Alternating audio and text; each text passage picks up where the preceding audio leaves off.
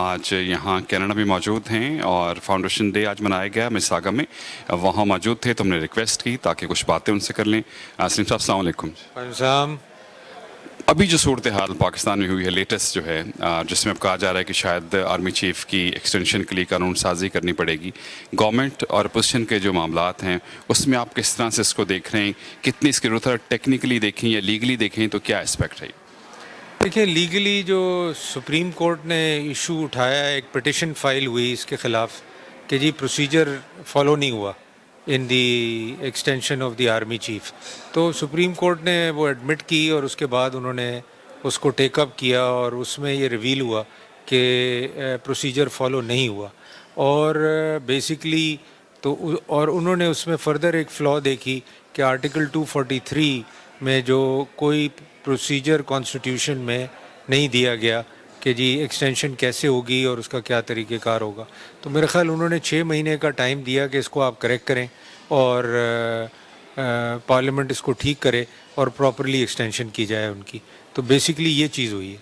اچھا، اب جس طرح سے انہوں نے پٹ کیا ہے اور اس کے بعد چیف جسٹس صاحب نے 2-3 دفعہ سمری باہر گئی، نیگلیجنس لگتی ہے، ان ایکسپیرینس لگتے ہیں، کیا قانونی ٹیم آپ کو حکومت کی لگتی ہے؟ دیکھیں نیگلیجنس تو ہوئی ہے. اب وہ کس لیول پہ ہوئی ہے کیونکہ پرائم منسٹر تو نارملی یہ پروسیجرز کو نہیں دیکھتا. اب جو ان کے پرنسپل سیکرٹری ہیں یا جو منسٹرز ہیں یا جو سیکرٹریز ہیں جو یہ سمری موو کرتے ہیں ان کو دیکھنا پڑے گا کہ کہاں کس سے کیا لیپس ہوا ہے اور یہ کیوں اس قسم کی پرابلم آئی. پرائم منسٹر نے اس کے بعد پہلے جو ٹویٹ کی انہوں نے کہا کہ کوئی مافیا ہے، ساتھ ہی انہوں نے انڈائریکٹلی جو ہے نون لیگ اور پیپلز پارٹی کے حوالے سے کہا کہ جو لوگ پیسے یہاں سے لیں گے، جس کا ہمیشہ کہتے رہتے ہیں، اور ساتھ ہی گورنمنٹ کو فار شیور اپوزیشن کی کچھ نہ کچھ ضرورت پڑے گی اس کو کرنے کے لیے. تو یہ جو رویہ اور ساتھ ان کے وزراء کا خاص طور پر شیخ رشید صاحب کا کہ آلریڈی 3 ایئرس کی ایکسٹینشن ہو چکی ہے، فروغ نسیم صاحب کے بھی جس طرح سے ہیں، تو یہ ماحول اس معاملے میں جبکہ گورنمنٹ کو ضرورت ہے اپوزیشن کی، یہ ماحول آپ کو کس طرف جاتا لگتا ہے؟ دیکھیں آئی ڈونٹ نو، اس سے کوئی اپوزیشن کا تو مسئلہ ہے نہیں میری نظر میں. یہ تو گورنمنٹ کی اپنا لیپس ہے. اب اس کو ہاں، اور اپوزیشن نے نہ اس پہ کوئی اسٹیٹمنٹ دیا، نہ کوئی کسی پارٹی کے لیڈر نے کوئی اسٹیٹمنٹ دیا. تو یہ تو ان کا اپنا لیپس ہے. اور آئی ڈونٹ نو وہ اپوزیشن کو کیوں بلیم کر رہے ہیں یا اپوزیشن کا کیوں نام لے رہے ہیں اس ایشو میں. This is nobody else but the government to blame کہ یہ کیوں ہوا اور کیسے ہوا. وہ ان کو خود دیکھنا چاہیے بجائے اپوزیشن کو بلیم کرنے کے. اچھا، پیپلز آپ کیونکہ ڈپٹی چیئرمین سینیٹ ہیں کیونکہ پیپلز پارٹی سے آپ کا تعلق ہے، لیکن یہ عہدہ ایسا ہے جس میں آپ جو ہے کسی طرف باعث نہیں ہوتے ہیں. ایون دو جو extension of the army chief ہے، قانون تو اس حوالے سے نہیں ہے، ڈفرینٹ سرکمسٹانسز ہو سکتے ہیں، تو آپ کا کیا پوائنٹ آف ویو ہونا چاہیے؟ قانون میں اگر اجازت ملتی ہونا چاہیے یا نہیں ہونا چاہیے؟ دیکھیں ایکسٹینشن جو ہے نا وہ ایگزیکٹو اور پرائم منسٹر اور پریزیڈنٹ کا پروگیٹو ہے، اور وہ ایکسٹینشن قانون میں اس کی اجازت ہے. اور جس کو وہ ایکسٹینشن، اور یہ نہیں ہے کہ صرف آرمی چیف کو ایکسٹینشن دی جاتی ہے، ایکسٹینشن فیڈرل سیکرٹری کو دی جاتی ہے، ایمبیسڈرز کو دی جاتی ہے. جہاں گورنمنٹ یہ سمجھتی ہے کہ ہمیں ان کو ایکسٹینشن دینی ہے یا ہمیں ان کی ضرورت ہے تو وہاں ایکسٹینشن گورنمنٹ اپنے پاور ایکسرسائز کرتی ہے اور ان کو ایکسٹینشن دیتی ہے. تو یہ کوئی انلیگل چیز نہیں ہے، اور یہ ہر ایریا میں گورنمنٹ کے ہوتی ہے.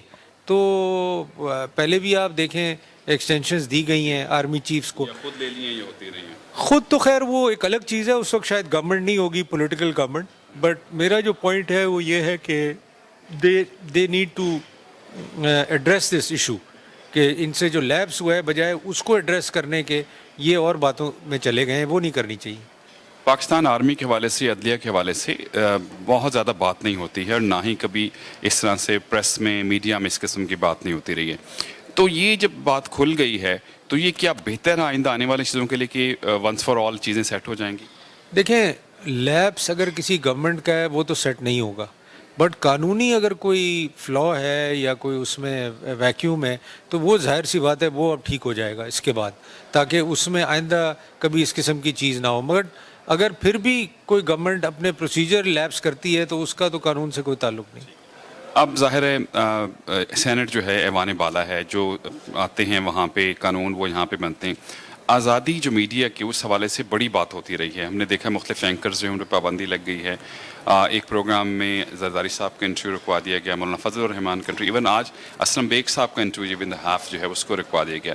تو یہ چیزیں کس طرف لے کے جائیں گی؟ جنرلی دیکھیں حکومت تو اپنے تئیں کوشش کرتی ہے, تو اس میں ڈائریکٹلی گورنمنٹ انوالو ہوتی ہے, پیمرا کی بات کی جاتی ہے, یا وہ ہاتھ جس کے بارے میں اکثر ہم کہتے ہیں کہ جی نامعلوم ہاتھ ہیں وہ شامل ہیں اس میں؟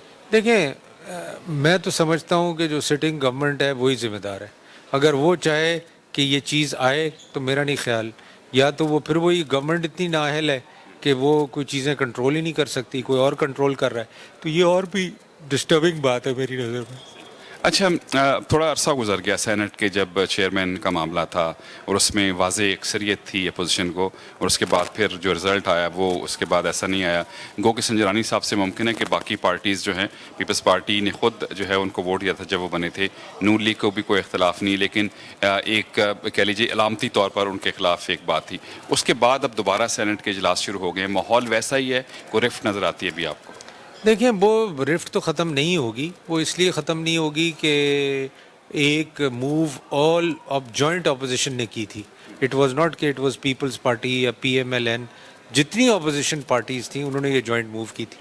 تو میرا خیال ہے کہ وہ چیز جو ہے ابھی تک ہے, اور اس کو آئی ڈونٹ نو وہ ایکسرسائز کریں گے نہیں کریں گے آگے جا کے, یہ تو اپوزیشن کے اوپر ہے. سینٹ میں پرولونگ چیزیں ظاہر ہے گورنمنٹ کر رہی ہے کہ ایک آپ کا لمٹ ہوتی ہے, اس کے بعد ظاہر ہے ان کے لوگ زیادہ ہیں ابھی, اس کے بعد نیکسٹ جب سینٹ میں لوگ آئیں گے تو شاید ممکن ہے کہ پی ٹی آئی کی اکثریت جو ہے آج سے 3-4 سال کے بعد ہو جائے, جس طرح کہ ان کی مختلف اسمبلی میں سیٹیں ہیں. تو اس صورتحال میں سینٹ اپنا کردار آپ کو لگتا ہے کہ صحیح ادا کر رہا ہے, یا روزانہ ہم جو یہاں دیکھتے ہیں قومی اسمبلی کا اجلاس بھی, سینٹ کا اجلاس بھی, وہ ہنگامہ آرائی کی عزت میں آ جاتا ہے اور کوئی قانون سازی اس میں ہوتی نظر نہیں آتی ہے؟ دیکھیں یہ بھی میں بلیم کروں گا کہ گورنمنٹ کا کام ہے کہ اپوزیشن سے مل کے ہاؤس کو چلائے, نیشنل اسمبلی میں بھی اور سینٹ میں بھی. اگر اپوزیشن سے کوارڈینیشن نہیں ہوگی تو بڑا مشکل ہے کسی بھی ہاؤس کا چلنا. جب ہم گورنمنٹ میں تھے تو ہم پی ٹی آئی کے ساتھ, پی ایم ایل این کے ساتھ, دوسری پارٹیز کے ساتھ مل کے چلاتے تھے.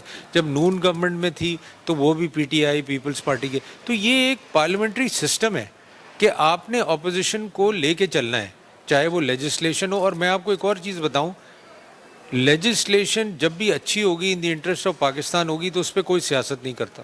بٹ اگر کوئی غلط لیجسلیشن ہوگی تو یس. اچھا, ابھی پیپلز پارٹی نے بڑا واضح سٹینڈ لیا تھا کہ آپ جلد سے جلوس تک تو ٹھیک ہے لیکن وہ دھرنے میں شامل نہیں ہوں گے. مولانا فضل الرحمان صاحب کا جو دھرنا تھا, اس کے بعد چیزیں آگے چلیں گی. سب کہتے ہیں کہ جمہوری حکومت کو ٹائم ملنا چاہیے, 2 ٹرمز جو ہیں وہ پوری بھی ہوئی ہیں, لیکن اس کے باوجود انٹرسٹ ہمیں نظر آتا ہے. روزانہ لگتا ہے ایسا کہ پتہ نہیں کیا ہونے والا ہے, روز ایک ہیپننگ ہو رہی ہے, روز ایک خبریں آ رہی ہیں. تو اس طرح سے حکومتوں کے لیے کچھ پرابلم آپ دیکھ رہے ہیں کہ خواہش as an deputy chairman senate آپ کی ہے کہ اپنی ٹرم پوری کریں گورنمنٹس؟ دیکھیں میں یہ سمجھتا ہوں کہ جہاں تک دھرنے کا تعلق ہے تو دھرنا تو ہم نے عمران خان صاحب کا بھی اپوز کیا تھا, کسی کا بھی ہم اپوز کریں گے جو بھی کرے گا, because not in the interest of democracy. باقی جہاں تک گورنمنٹ کا تعلق ہے, دیکھیں اگر تو کوئی ڈیموکریٹک چینج آئے تو اس میں تو کوئی خرابی نہیں ہے. کوئی پرائم منسٹر چینج ہوتا ہے, کیبنٹ چینج ہوتی ہے, یہ چینج ہوتا ہے, تو with in the house change آئے, اور ایون الیکشنز ہوں, جو بھی ایک ڈیموکریٹک نارم سے کوئی چینج آتا ہے یا کوئی ڈیولپمنٹ ہوتی ہے تو وہ تو اس کو تو ویلکم کرتی ہے پارلیمنٹ بھی اور پولیٹیشینز بھی. مگر اگر کوئی انٹروینشن ہوتا ہے تو آبویسلی اس پہ تو پارلیمنٹ اپوز کرے گی اس کو tooth and nail, and they will not allow کہ یہ کوئی انٹروینشن ہو. اکانومی کے حوالے سے بڑی لوگوں کو کنسرن رہتے ہیں, اور ابھی آئی ایم ایف کے ساتھ بھی ہے معاملہ.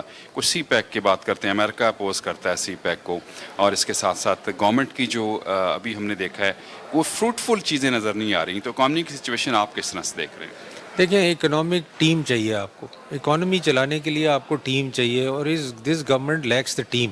جب تک ٹیم نہیں بنائیں گے اور وہ فوکس نہیں ہوں گے اکانومی کے اوپر, تب تک اکانومی کے حالات صحیح نہیں ہوں گے. اور اگر آپ یہ سمجھیں گے کہ باہر سے لوگ آ کے آپ کی اکانومی ٹھیک کر دیں گے تو وہ پہلے بھی نہیں ہوا, اب بھی نہیں ہوگا. पीपल्स पार्टी के जो को चेयरमैन हैं आसिफ ज़रदारी साहब, वो जेल में हैं और उसके बाद हॉस्पिटल में हैं, ज़मानत की एप्लीकेशन दे नहीं रहे, 11 साल पहले वो जेल में रहे, कुछ साबित नहीं हो पाया। तो ये एहतसाब का अमल जो है, नवाज शरीफ साहब गो के बाहर चलेंगे, लेकिन ऑफ कोर्स उनको भी एक ख़ास हद तक जो है 1 महीने या 2 महीने की इजाज़त है। तो ये एहतसाब का अमल है, इस हवाले से कोई आपस में पीपल्स पार्टी, नून लीग और PTI, नैब के हवाले से कुछ कानून साजी की बात हो रही थी, उस हवाले से अप्रोच हुआ? तो इसमें मैं ये फील करता हूँ कि नैब के ऊपर काफ़ी डिबेट भी हो रही है। फ़ारूक नाइक साहब ने एक बिल भी मूव किया हुआ है अमेंडमेंट का, गवर्नमेंट ने भी एक बिल मूव किया हुआ है, और नैब की जो ऑर्डिनेंस है या बिल है, लॉज हैं उनके, उसमें अमेंडमेंट करना बहुत ज़रूरी है, in the interest of Pakistan, not in the interest of political parties. तो जब तक वो नहीं होगा, मेरा नहीं ख्याल कि ये नैब के एज सच हालात सही होंगे। सिंध में पीपल्स पार्टी पिछले टेन्योर से ज़्यादा सीटें उन्होंने ली हैं, पंजाब में कुछ मसाइल ज़रूर हो गए हैं, और पीपल्स पार्टी कहती है कि ये इलेक्शन जो है वो किसी तौर पे दुरुस्त नहीं थे। ओवर आप देखें तो पीपल्स पार्टी को आपकी प्रोग्रेस नज़र आती है मुल्क में या नहीं?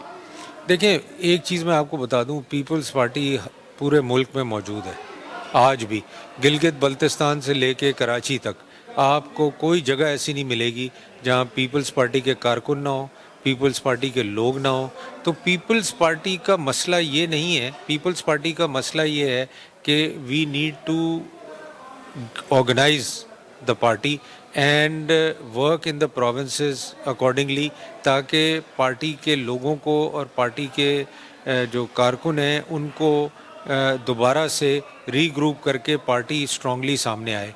उसमें बिलावल साहब लगे हुए हैं, वो हर शहर जा रहे हैं, हर जगह जा रहे हैं, लोगों से मिल रहे हैं, और वो कोशिश कर रहे हैं कि वो पार्टी को दोबारा एक्टिवेट करें टू द लेवल ऑफ शहीद बेनज़ीर भुट्टो, और पार्टी आगे बढ़े। ओवरसीज़ पाकिस्तानियों के हवाले से बात कर लेते हैं। बड़ी एक्टिव है यहाँ पीपल्स पार्टी, हमने देखी है, मैं भी 15-17 साल से यहाँ पे हूँ। ये अभी तक मुत्तहिद भी हैं, अच्छा काम भी हो रहा है। तो क्या कोई, एक तो यहाँ के हवाले से आपकी क्या फीडबैक है, दूसरा ओवरसीज़ पाकिस्तानियों के वोट के हवाले से सुप्रीम कोर्ट का एक फ़ैसला था, वहाँ कहाँ तक आप पहुँचे? देखें, उस पे अभी तक डिबेट चल रही है, क्योंकि मसला है उसके प्रोसेस में कि वो वोटिंग कैसे, हाउ टू वोट। तो उसका प्रोसीजरल मसला है, जब तक वो बैठ के कोई पार्लियामेंट्री कमेटी बनाई जाए जो इसको स्टडी करे और इसको समझे, क्योंकि जब तक दूसरे मुल्कों में वोटिंग, अमेरिका का ले लें, कनाडा का ले लें, क्योंकि कैनेडियन जो एम्बेसडर हैं उनसे मेरी बातचीत हुई थी इस पर, वो कहती हैं you have to personally come and vote, then your vote can be casted. हाँ, तो ये एक बहुत बड़ा मसला है कि पूरी दुनिया में ये सिस्टम बनाया जाए, एम्बेसीज़ में सिस्टम बनाया जाए, और वोट वहाँ आके आप दे सकें।